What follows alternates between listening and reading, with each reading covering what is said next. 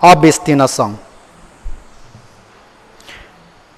Capítulo 17 do livro do Apocalipse, verso 17, diz assim: porque Deus tem posto em seu coração que cumpram o seu intento e tenham uma mesma ideia. Palavras similares ao que nós lemos no livro do Êxodo, capítulo 4, verso 21, que diz assim: mas Deus, eu endurecerei o seu coração para que não deixe ir o povo. Nos ensinam os escritos da nova igreja que o Senhor sabe as causas e sabe qual é o fim dos efeitos. Quando o Senhor diz na palavra que Ele faz com que o homem cumpra o seu intento, com que Faraó cumpra, endureça seu coração para que não deixe ir ao povo de Israel, é porque o Senhor sabe as causas e sabe qual vai ser o fim das causas. No sentido literal, isto é descrito como que o Senhor fez. Mas no sentido espiritual, significa que o Senhor sabe a onipotência, a onisciência de Deus, que está na mesma eternidade. E o Senhor sabe que o homem tende sempre a si mesmo. O homem tende a si mesmo ao mundo. E esta tendência o Senhor evita. Dizem os escritos que não é proibido ao homem conhecer a ciência. O que é proibido ao homem é que pela ciência ele combata a verdade. E o homem tem essa tendência de encontrar algum conceito e fazer esse conceito, digamos assim, que entre em confronto com as verdades espirituais do próprio Deus. E esta caminhada de confronto nas Sagradas Escrituras chama-se de besta, de falso profeta e de dragão. Estes combatem o cordeiro, como nós acabamos de ler no livro do Apocalipse, capítulo 16. Combate o cordeiro, mas no capítulo 17 diz que o Senhor vence, porque Ele é Senhor de senhores. E nós tendo este cenário, muitas vezes podemos pensar que este cenário é algo fora de nós. Mas o livro do Apocalipse todo, ele está revelando, por isso que é livro de revelação, livro do Apocalipse. Ele está revelando o que o homem é por dentro. Da mesma forma que aconteceu no Antigo Testamento com o povo do Egito, aquelas pragas, da mesma forma acontece no livro do Apocalipse. É tanto que no livro do Apocalipse se fala de Egito. No livro do Apocalipse se fala de Eufrates. Parece que o cenário fosse o Egito. Porque por Egito se entende os meros conhecimentos, sem ligação com os conhecimentos espirituais. Quando o homem prestigia somente o natural, rejeitando o espiritual, ele se torna uma espécie de Egito. E no Egito, onde o Senhor foi crucificado, onde o Senhor é negado, onde o Senhor é zombado. E no livro do Êxodo, no Antigo Testamento, o Senhor explica assim, historicamente, o que era o homem por dentro. Não é que o Senhor manda as pragas. Simplesmente que o Senhor está colocando para fora a obstinação que o homem é por dentro. Começou com a primeira praga, começou com a terceira, começou com a segunda e com a terceira, pronto. O homem não é mais livre, não é mais dono de seu próprio livre-arbítrio. O homem entrou na praga da serpente, o homem entrou na praga da conversão da água em sangue, o homem entrou na praga das rãs. Desde esse momento, o homem é possuído. Seu intento é somente o mal.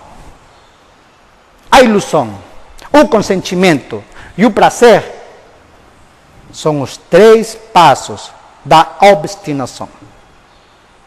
Dizem os escritos que a primeira praga foi a serpente.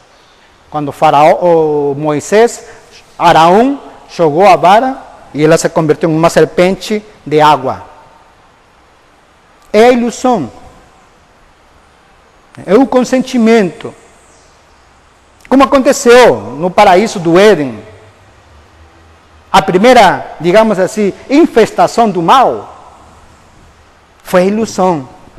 E serás como Deus. O homem está querendo, ele mesmo, né, se desvencilhar da autoridade de Deus. O homem quer, digamos assim, sua imprudência, que ele chama de prudência, entra em confronto, né, contra o árvore da vida.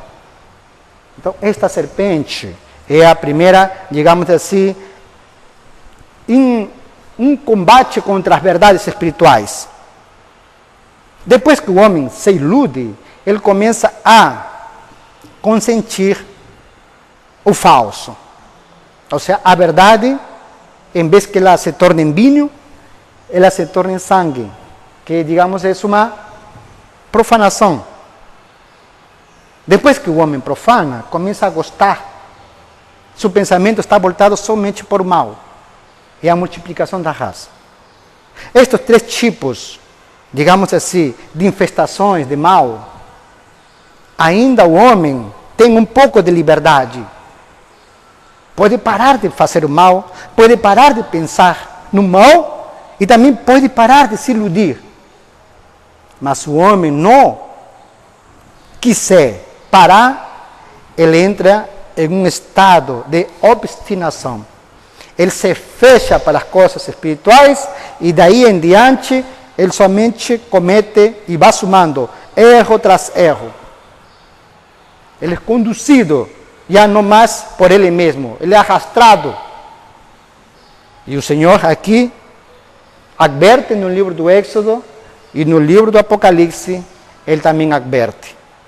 Para nós evitarmos esse fechamento à luz espiritual. A luz espiritual, ela como que tem que encontrar receptáculos em cada um de nós, para nós sermos iluminados e guiar os nossos passos. Mas o homem, quando não, pega o caminho errado. A ilusão de que somos, digamos assim, donos da nossa própria vida, é ilusão. Que nós podemos fazer as coisas por nosso próprio esforço, né? É, digamos assim, é uma consideração para o mal. Eu estou considerando o mal para eu agir. E depois, eu contrario a Deus pelo próprio prazer de contrariar. Então, estes 3 passos, digamos assim, chama-se obstinação. Já falamos das serpentes, de água, e o Senhor nos ensina, né, de que a água que virou em sangue, ela também precisa de um basta. Mas quando nós não encontramos um lugar adequado para sermos instruídos, muitas vezes começamos de uma maneira involuntária a profanar as Sagradas Escrituras.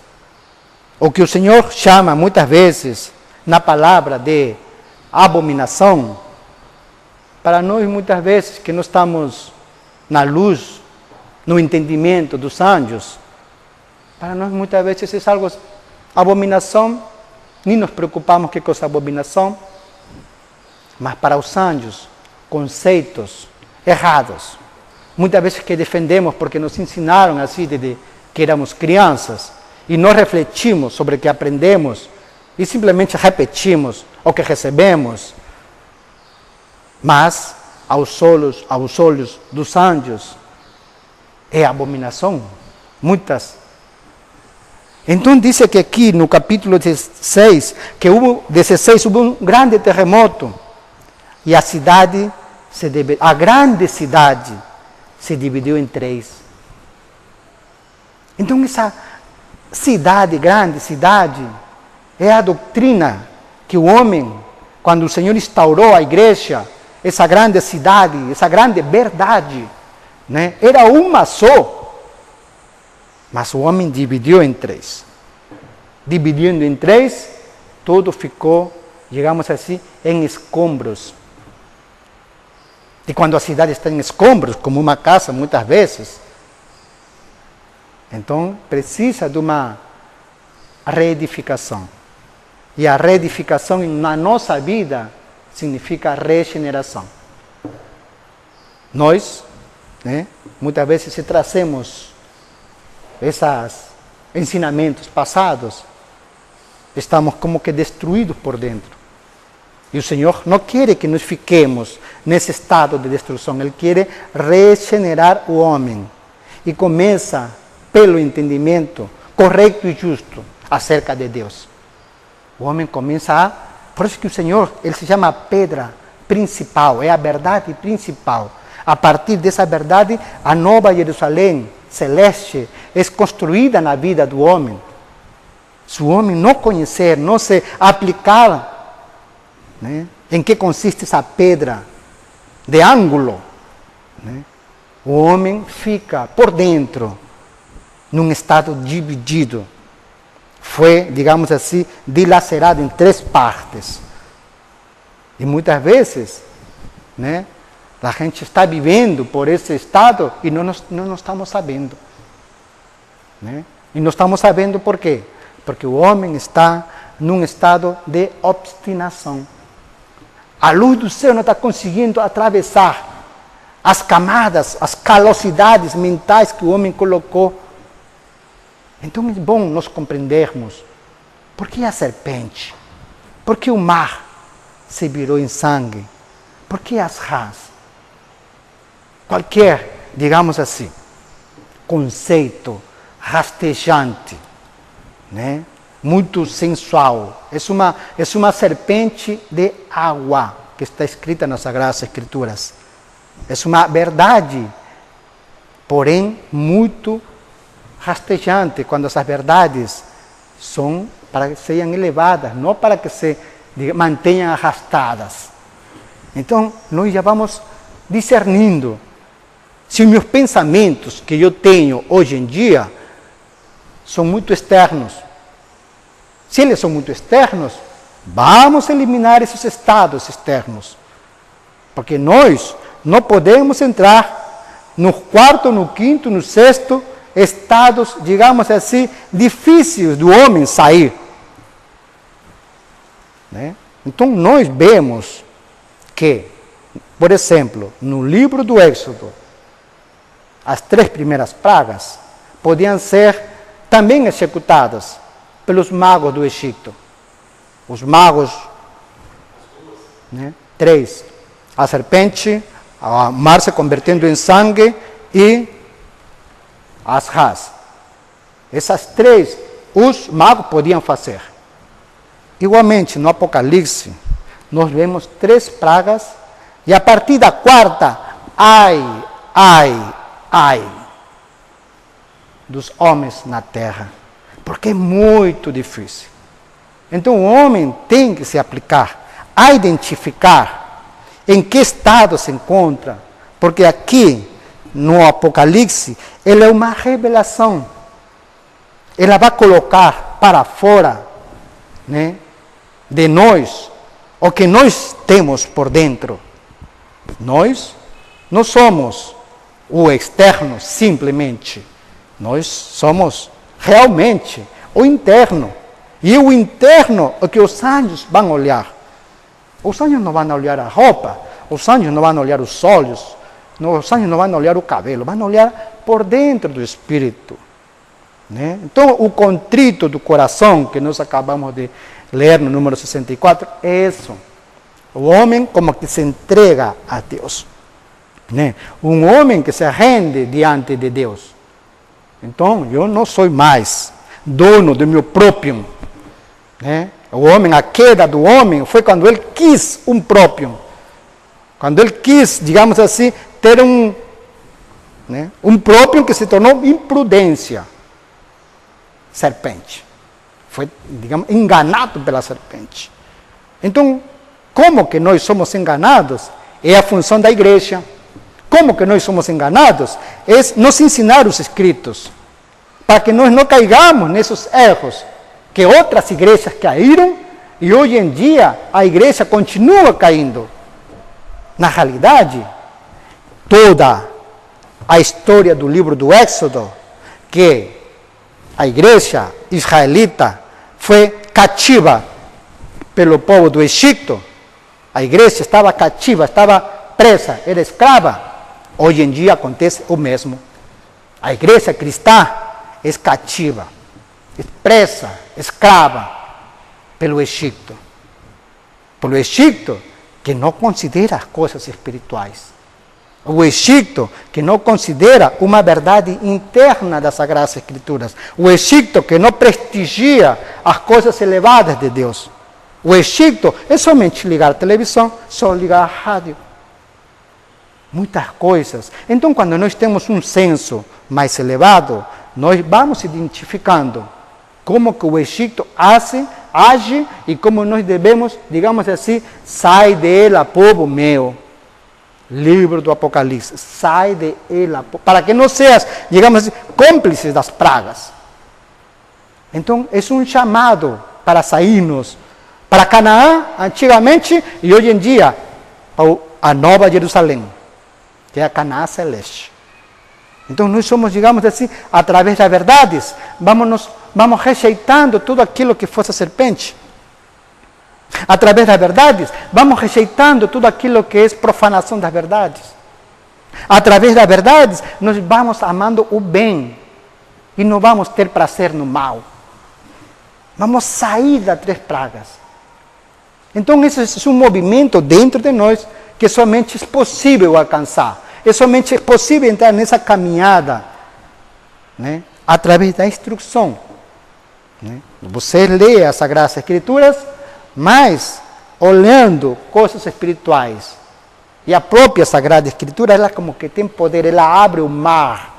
Ela abre, digamos assim, os males que temos dentro de nós e somente avança o bem. Somente avança a verdade e para trás, né, fica o Egito. Para trás ficam as coisas assim que precisam ver para crer. Tudo fica para trás. Você avança, né? Então, essa é a fé. A fé que considera o entendimento acerca do Senhor, uma fé que considera o entendimento das Sagradas Escrituras, uma fé que aplica as Sagradas Escrituras a seu próprio viver, alcança a fé verdadeira. Esse é Canaã, esse é Jerusalém. Diz: o reino dos céus está dentro de vós. Não está fora, não, está dentro de vós.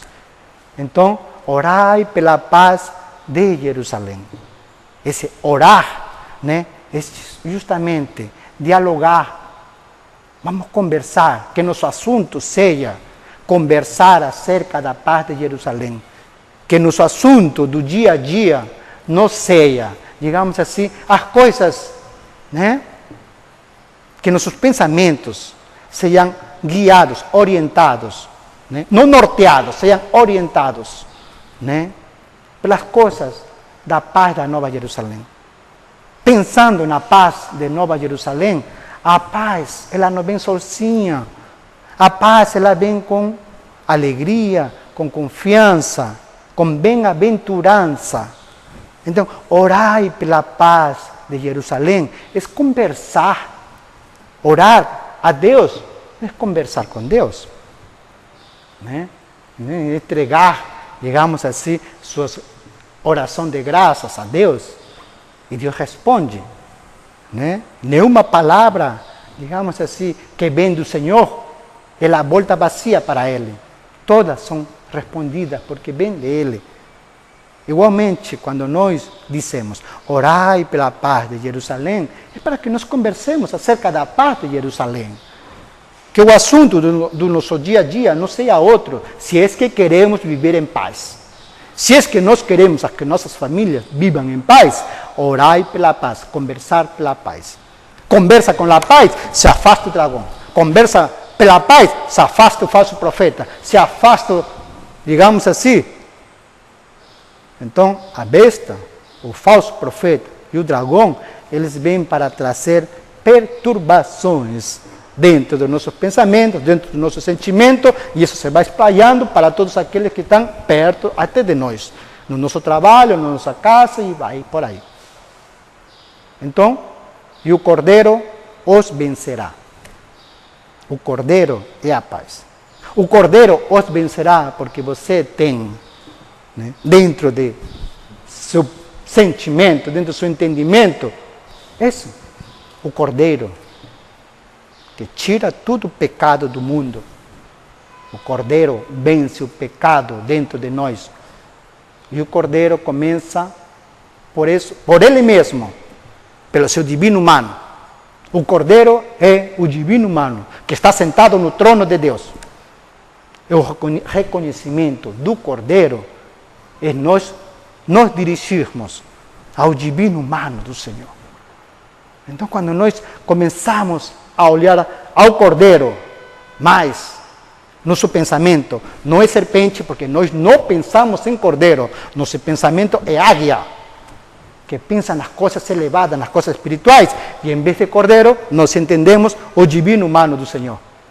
Superou a primeira praga, não nos pega mais,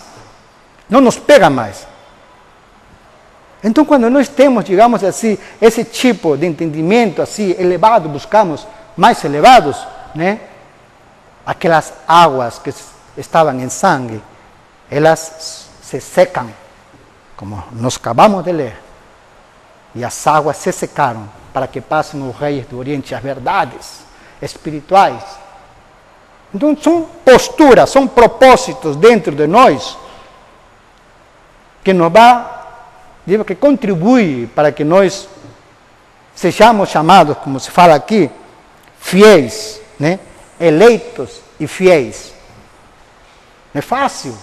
Existe um combate dentro de nós. O Egito dentro de nós está querendo dominar ao povo de Israel, que são as verdades espirituais, dentro de nós. O Egito quer prevalecer. Mas se nós sabemos que é o Deus que está conosco, nossas verdades espirituais vai vencer o Egito. As coisas do mundo não nos vão iludir. As coisas do mundo não vão ser consentidas dentro de nós. Coisas do mundo não são consentidas e coisas do mundo não nos vão dar mais prazer. Consentimento, né? Então, nós já temos, digamos assim, um propósito assim muito elevado. Por isso que a nova igreja está, digamos assim, construída representando isso.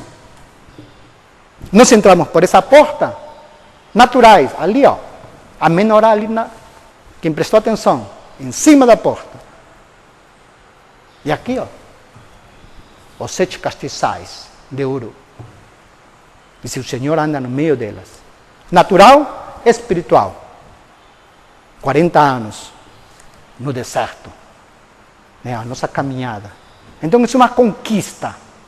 Né, uma conquista onde nós, a cada passo, sabemos que nosso destino é Jerusalém. Nós sabemos na nossa caminhada que o Cordeiro é o que vence a nossa besta, o nosso dragão, o nosso falso profeta, para sermos chamados eleitos e fiéis. Eleitos e fiéis. Que o Senhor abençoe a nova igreja, que o Senhor abençoe cada um de nós, que o Senhor, através de nós, sejam abençoadas nossas famílias. No nome do Senhor Jesus Cristo. Amém. A salvação a glória, a honra e o poder pertencem ao Senhor, o nosso Deus. Amém.